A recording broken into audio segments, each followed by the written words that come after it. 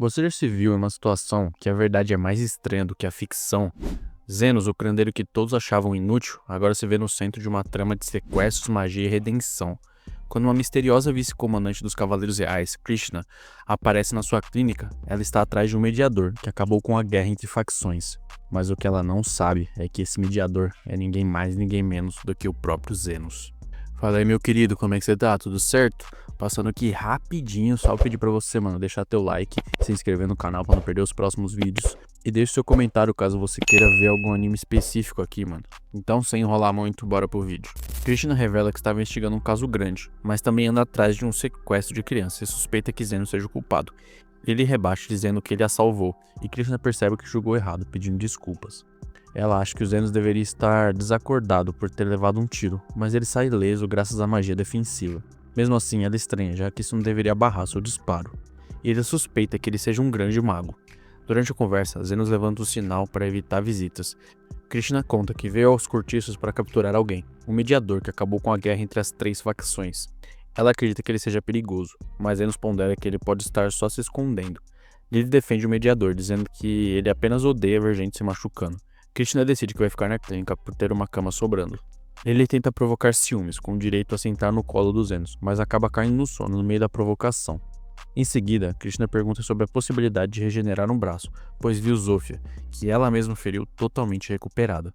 Ela então conta sua história, perdeu a mãe nos cortiços quando ela foi roubada e morta, e isso a fez se tornar a mais jovem vice-comandante da história dos Cavaleiros Reais, apelidada como Rosa de Ferro. Quando Krishna vai embora, Zofia aparece, e é curada. Mas Krishna volta e a encontra. Zofia revela que o tráfico de crianças é comandado por um nobre chamado Kalendar. Krishna não acredita porque ele é conhecido por ajudar órfãos. Zofia diz que o mediador não julga pela aparência e até ajudaria Krishna se ela se machucasse. Zenos revela que ele é o mediador na verdade, mas ela simplesmente não acredita e vai embora. Krishna vai até a mansão do Kalendar para avaliar a segurança e acaba encontrando crianças presas no poço. Antes que possa agir, Kalendar atira nela. Quando ele se prepara para acabar com tudo, Zenos e Zofia chegam. Kalendar atira em Zenos, mas sua barreira mágica o protege. Zenos desarma o nobre e atira nele com o limitador ligado, deixando-o vivo. Krishna, ferida, diz para Zenos avisar os cavaleiros, mas ele a cura, até regenera o seu braço, provando que ele é o mediador. Ele diz que ninguém é perfeito, mas que ela também é uma heroína aos olhos das crianças. Emocionada, Krishna percebe que, mesmo com as falhas, sua mãe sempre será sua heroína. Ao final, salvam as crianças e saem antes da chegada dos Cavaleiros Reais. Krishna pergunta por que ele a salvou, e Zenos responde que ela ainda tem que pagar pela cama e agora também pela cura, o que a faz rir. A história volta para o momento que Aston encontrou Zenos na rua. Ele o convida para se juntar ao grupo, mas Zenos, vindo dos becos pobres, acha que gente como ele não viraria aventureiro. Aston diz que status não importa se a pessoa tiver habilidade, e pergunta se Zenos sabe fazer algo. Zenos comenta que domina magia de cura, mas Aston não acredita muito, mas mesmo assim ele leva ele junto. Não por acreditar nele, mas porque queria na prática alguém que servisse como um escravo. Pouco depois, vemos Aston lutando contra um lobo. Zenos, sem ninguém perceber, cura os ferimentos deles, permitindo que Aston acabe com o bicho usando a espada. Mesmo assim, Aston acha que Zenos não serve pra nada e o dispensa. Segue então com o resto do grupo para cumprir um serviço com um nobre chamado Fennel. Eles querem terminar logo a missão e voltar para beber. No caminho, topa com criaturas mágicas e Aston manda Guile usar magia defensiva. Aston avança contra os monstros, mas um deles queima o seu braço. Ele percebe que um dos companheiros está prestes a ser devorado e ordena ao mago Andres que use a magia ofensiva. O mago, no entanto, está paralisado de medo, e é então que o Aston pensa em demitir ele também. Ele pressiona Guile sobre a barreira defensiva, e Guile diz que já está mantendo, mas não parece estar funcionando. O grupo é obrigado a recuar. Aston reclama que eles estão tendo dificuldades com monstros de rank B, mas Anders rebate dizendo que o Aston também não fez muita coisa. Guile, um pouco desconfiado, se pergunta se não era o Zenos quem estava curando todo mundo antes.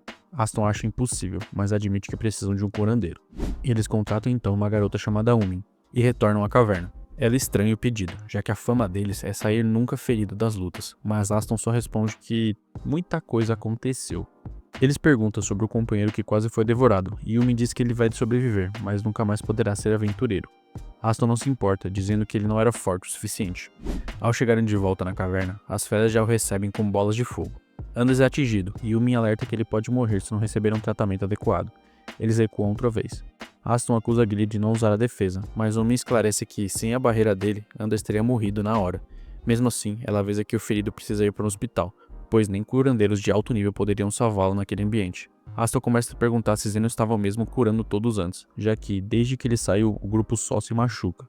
Ele tenta negar para si mesmo, mas em seguida recebe a visita do mordomo de Fennel, com uma carta.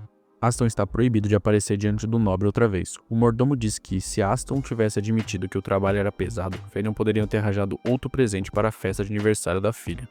Aston tenta jogar a culpa em Zenos, mas percebe que nunca anunciou oficialmente que ele fazia parte da equipe. Pede uma nova chance, prometendo contratar novos membros, mas Gilly acha uma má ideia, já que não há plano nenhum. Aston então toma a melhor decisão e decide buscar Zeno de volta. Rumo aos becos, Gilly pergunta como vão encontrá-lo. O Aston quer contratar as 3 líderes dos demi-humanos para ajudar. Procura Zofia primeiro, mas ela ri ao saber que foi ele quem expulsou os Zenos, e manda ele voltar para casa, dizendo que o doutor tem muito mais coisas importantes a fazer. Irritado, Aston recua, sabe que não é páreo para ela. Tenta então com Liga e Loie, e recebe a mesma resposta. Loie ainda o ameaça, dizendo que os orcs vão puni-lo se ele incomodar o doutor. Aston acha que quando elas se referem ao doutor, não estão falando dos Zenos, mas logo vê o próprio ao lado de Lily. Ele o aborda. Zenos, surpreso, diz que está ocupado e vai indo embora. Aston explica que veio buscá-lo para o grupo, mas Zenos recusa. Diz que, se Aston estiver tão desesperado, até pode ajudar em uma missão no futuro, mas quer pagamento por isso. O Aston então tenta rebaixá-lo, afirmando que ele nem lugar nos becos tem, mas se surpreende ao ver várias pessoas na rua agradecendo Zenos. Aston lembra que lhe deu uma chance no passado, mas Zenos não se importa e vai embora. Furioso, Aston tenta atacá-lo por trás, mas é atingido por um disparo de Christian. Zenos pergunta o que ela faz ali, e ela diz que veio encontrá-lo, mas acabou perdida. Christian decide então prender Aston, que culpa Gilly e foge. No consultório, Zenos conversa com os outros e fica sabendo que Aston passou por todos eles. Eles até enviaram homens para segui-lo, mas o perdendo de vista. Ele acha que ele voltou para casa. Zofia aposta que ele pode ter ido para o sindicato subterrâneo, onde aceitou qualquer trabalho se o pagamento for bom. Carmilla comenta que, se ele procurou os Zenos, é sinal que tá mal de dinheiro e não consegue contratar ninguém por lá. Zofia acrescenta que existe um homem chamado Guia, que aceita trabalho sob certas condições, mesmo sem pagamento. Mais tarde, ele vê que Zenos ainda tá acordado. Prepara um chá e acaricia a cabeça dele, dizendo que ele sempre cuida dela. Quando ela dorme, Carmilla pergunta se ele está inquieto por causa do Aston. Ele admite que é por preocupação. Em seguida, ela pergunta como ele aprendeu magia de cura nos becos. Zenos conta que tudo começou quando tentou reviver um cadáver, algo proibido. Carmilla, surpresa, revela que, em vida, as pessoas usam feitiçarias para criar golems, que trabalhavam sem parar e não sentiam dor. De repente, o chão treme e ela vai verificar e se choca ao ver um golem destruindo todos os becos. Descobrimos que o golem foi criado pelo Guia a pedido de alguém para acabar com os Zenos. Ele vê isso como uma boa chance de testar sua criação. Zenos e Carmilla vão até a favela, onde os 3 líderes aparecem dizendo que o golem atacou o povo deles. Zenos explica que é uma criatura artificial e que a magia para criá-la foi perdida há muito tempo. Loie diz que um orc viu um golem vindo do fundo das favelas, o que faz Zenos suspeitar do sindicato subterrâneo. Mas não é a hora de pensar nisso. Ele manda reunir todos os feridos para curar. O Guia observa de longe, achando que o golem pode ser melhorado, mas que já deve ser o suficiente para matar os Zenos. Enquanto cura todos, o Zenos se irrita por não receber nada por isso e se preocupa com Lily. Carmilla comenta que o núcleo do golem é uma pedra mágica raríssima, só encontrada no extremo sul, e que deveria ter sido destruída na Guerra dos Demônios. Não faz sentido alguém conseguir todos os ingredientes para criar um. Eles decidem enfrentá-lo. Carmilla diz que o único jeito é destruir a pedra mágica no núcleo. Zenos pede para atacarem as pernas enquanto ele dá o suporte. Elas derrubam o golem, mas ele se regenera. Ling então é arremessada, mas fica bem graças à magia de cura dos Zenos. Ele lembra que precisa ficar perto para manter a força da magia e que não pode usar vários feitiços ao mesmo tempo. Durante a luta, Zenos vê que o golem quase cai sobre uma criança, mas por algum motivo ele decide não esmagá-la. Carmilla fica chocada, ele não deveria ter o livre-arbítrio. Zenos percebe que o núcleo está do lado esquerdo do peito e que Aston está dentro do golem. O que explica que juntou um humano a uma pedra mágica para criar um núcleo, e Aston era perfeito por só ter sentimentos negativos. O único jeito de vencer seria matá-lo. Zenos manda todas saírem, mas elas insistem. Ele lembra que um curandeiro não deveria estar na linha de frente, mas sabe que só ele pode terminar essa luta. Antes de atacar, pensa que Aston salvou a criança e se lembra do passado dele. Perdeu a irmã por não ter dinheiro para o remédio, por isso sempre buscou poder e riqueza. Zenos corta o braço do golem, abre o seu peito e encontra Aston. Diz que será a última vez que se vêem e o ataca. Mas enquanto corta a pedra mágica, ele o cura ao mesmo tempo. O guia fica chocado. Zenos tinha curado centenas e ainda consegue salvar o Aston. O Aston pergunta por que ele foi salvo. Zenos diz que precisa saber quem está por trás de tudo e vai cobrar caro. E que apesar de tudo, o Aston foi quem o tirou da favela e lhe deu a moeda de ouro que acabou salvando a Lily e permitindo que ele abrisse a clínica. Mas acima de tudo, ele está apenas fazendo seu trabalho como curandeiro. Depois de destruir a pedra, Aston admite que Zenos sempre foi incrível e que a equipe só funcionava por causa dele. Ele pede desculpas, mas Zenos só diz para ele se levantar, pois vai acertá-lo de pé. Então, ele desfere um soco absurdo que joga ele longe.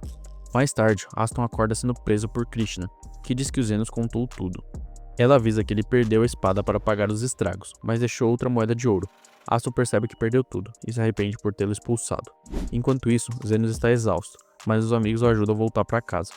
Ao chegar, Carmilla diz que estava ansiosa para ficar sozinha, mas ele entrega. Estava tão preocupada que ficou flutuando pela casa. No fim, ela sorri e dá boas-vindas a Zenos. E assim a gente acaba mais uma parte desse anime. E aí, o que você achou? Você curtiu? Deixa o teu like aí, deixa um comentário pra saber o que você tá achando. Aproveita também pra se inscrever no canal pra não perder os próximos vídeos. Dá uma conferida nesse vídeo que eu tô deixando pra ti. Eu vou ficando por aqui e eu te vejo no próximo anime. Falou!